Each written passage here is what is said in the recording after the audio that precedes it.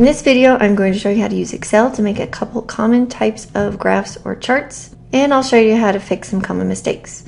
So let's start with the line graph. First of all, you're going to need to enter your data into Excel into two separate columns.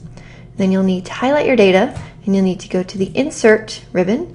And for most line graphs, I actually have the best luck with Excel knowing what I want to do. If I choose Scatter, and then I choose the Scatter with Smooth Lines and Markers option. This puts in a line graph with temperature along one axis, time along the other, with the temperature being plotted along the line.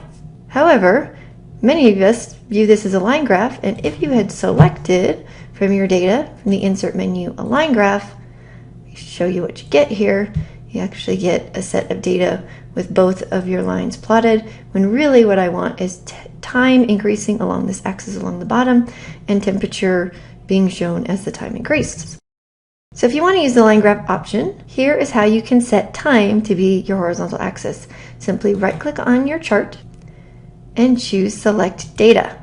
Right now, these are the series that are being plotted in my line graph, and I don't want time to be one of those. I only want temperature. So I'm going to select time and say Remove. Now I need to tell Excel what I want it to use for my horizontal axis. So instead of just 1, 2, 3, 4, 5, I'm going to choose Edit, and it says to select my axis range.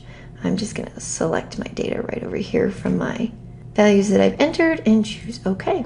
I can immediately see my information reflected correctly down below, and now I'll choose OK. So whether you use the scatter or the line graph option, here's the data I want, but I'm still missing my labels, and this is probably maybe not the title that I want to use. So to adjust those features, you can see when I select my chart, I have the chart tools that come up here. The first is Design, so I can change the color of my lines. But if I go over to this Layout ribbon, this is where you can add your title. So if I go to the Chart Title option, I have a few different areas where I enter it, and I can put it above the chart. Now I click on my title, and I'll be able to change it to be whatever I want. For my axis titles, I just need to go into Axis Title, choose the primary horizontal one, put my title below the axis, and enter the correct title. Repeat that process for your vertical axis.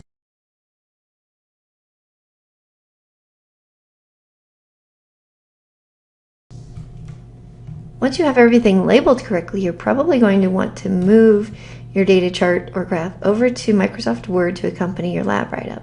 All I need to do is select my chart, right click on it, choose Copy, head over to Microsoft Word, to the relevant part of my write-up where I want it to be, and I'm going to use Control V to paste it in. Now let's head back over to Excel to look at a different kind of graph. So in this situation, I want a bar graph. So I'm going to highlight all of my information. I'll go to the Insert ribbon. I'll choose the column graph. I can do bar if I want my data to go in a horizontal direction. I want it to be reflected vertically, so I'll choose column. Choose the selected style. And in this case, Excel did a great job assigning which data I wanted for each axis. So all I need to do is add my labels. So I'll go over to the Layout tab. I'll choose my chart title, and similarly label my axes.